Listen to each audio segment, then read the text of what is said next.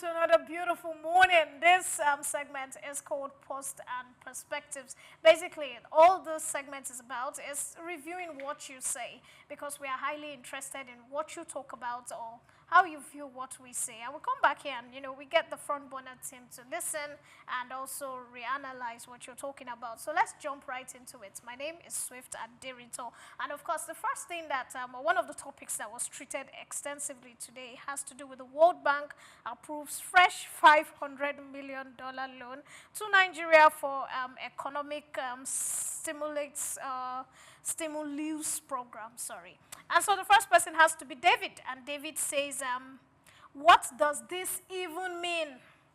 Community action and the economic stimulus program. Just say you are giving Tinubu 500 million to turn all Runu slaves into trans. I don't get you, but I love your comment. And the second person has to be on course Niger, and you say that the government is always collecting loans and the loaners are always ready to give all and the time, because when the time comes to pay, they can collect all they want, because Nigeria is a very wealthy country, but our leaders have plunged us into hardship just to feed their greed. And of course, the last comment has to be Precious, and Precious says, we don't need this money. Coming to the most beautiful girl on set in red, Precious has said we don't need the money. What's your take?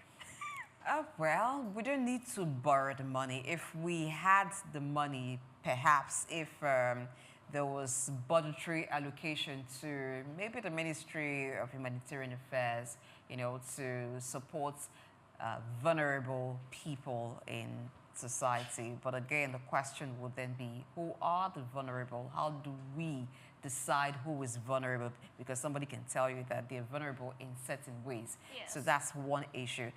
Borrowing $500 million to act as economic stimulus is not needed. It's a luxury that Nigeria cannot afford at this particular point in time.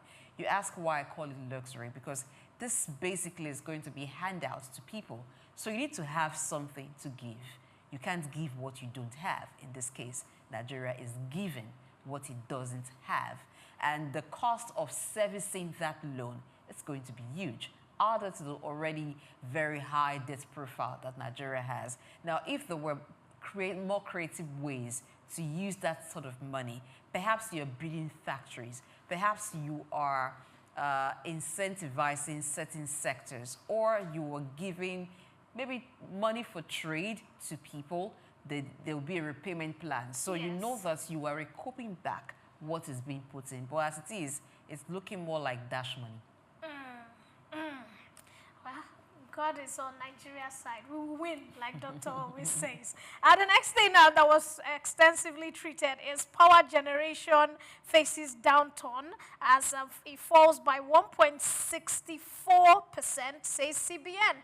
And of course, the first person has to be Atticus. Atticus, I greet you, sir. And you say we are underestimating. It says we are underestimated billings and they are bearing the brunt. Imagine comparing the previous bill and the last bill times 3, more than less power supplied compared with the previous one. This is a daytime robbery. Who will save us? This is too much to bear. And the next person has to be Paramatic 007. Your name sounds like you're in the FBI. You say for CNN to be the one to announce this, get prepared for the darkest days of our lives. For those who see electric power to get ready to pay world record tariffs, Emiloko seized your breath and the poor souls of Nigeria. Your comments are not very, very encouraging, but I have to put period on the electric shock right now, because I know you were very emotional towards the beating of Ikeja electric people a month back. What do you have to say? Because the bills are not, tallying with the power supply. It's going to be very, very short and simple. Even people who, at the point in time, operate the billing system and not the normal meter that they normally give out, where you pay, you fill in your card, then you pay according to Yes. or how much you use. Those who are using the estimated billing system, even those people, for the days you do not have light, if you do not have light for 2 months and they bring the bill to you, I know people have done that before. Take them to court. Then it will not be the responsibility of the court. Look, there was no light for 2 months. I cannot pay for the services. I cannot pay for the things I didn't use. Can the court defend and give a justiciable verdict to that effect? So the government can sit tight that, look, you cannot continue to perpetrate this crime on Nigerians. If you did not use power for the last 2 months because you're using estimated billing system and they brought a bill to you for those 2 months, if you don't pay it, take them to court and let's see where it will lead us. Okay, make a point made. And the next thing that was talked about has to be, I have to jump away from that. I was coming to fight you, but let me let you breathe. Don't worry, you know you're my guy. I was coming to, and the next one that was talking about Mali, Burkina Faso, and Niger. They impose an 0.5 levy on imports from Nigeria and other economic nations. And Rotimi comes out and fire blazing. He says, by the time their citizens and other ignorant people supporting this revolutionary clowns realize the propaganda and manipulation of the military, it would have been too late. It's only those who never experienced military regimes that would support them. Yes, boss. The next person has to be Udo, and Udo says it's revenue mobilization strategy to fund local investment initiatives for those governments, knowing fully well the high demand for consumer products from Nigeria and the ECOWAS countries among their citizens. And the last person has to be Victor Ofemi. Victor, I greet you. Thank you for being here. You say it's not a smart move. ECOWAS member nations will simply push that 0.5 to the end users. The citizens of Mali, Burkina Faso, and Niger price inflation loading. Copying from Donald Trump. You know I'm ready for you, Doctor. What's your take on this? Well, I think for me, the disagreement between ECOWAS and the juntas is widening. Yes. And of course, it also means that they have made up their mind to move forward in terms of dealing with the issue in the Sahel, which one is economic issues and two, the security issue. And they feel that ECOWAS have not done too much in even addressing those principal issues. And one question to ask is, how useful has the ECOWAS been to these people? Yeah. But generally, I think as it is now, even globally, nations are sitting down to look at their economies and see how to wriggle out of the global crisis. American is thinking tariff, Canada is taking tariff. We see what's happening in Asia also. So everybody is thinking about how to survive.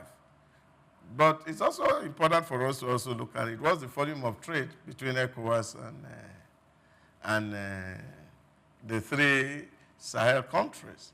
And to what extent will the 0.5 levy translate? Are there going to be reprisal from ECOWAS region? And if there's reprisal, will there be counter-reprisal? Yes. And who eventually will be gaining or losing? But I think we shouldn't close the door to peace as far as concerned. And I do believe really that African leaders need to sit down, especially ECOWAS, to look at the issues on their merits, reason for the coup, and see that rather than just throw away the baby and the bathwater, and we find our way to negotiate and then come back into a union and really make ECOWAS even much more functional than it currently is. And I think those are, for me, the real issue. The 5% may not benefit so much of anybody because the volume of trade between us is quite very low. All right, thank you so much, Doctor. But please, let's not forget when they needed fuel the other day, they came to Big Brother. Talking about Yeah, of course, it means more money for you and more money for them. So they are not taking it for free, they are buying it. Talking talking about Big Brother, I'm about to introduce the Big Brother in the Senate. I don't know which senatorial district he's representing, but Senator Chooks is coming in as I leave you to come and tell you everything you need to know about sports. My name is Swift Aderito, and like I always say, see you at the top.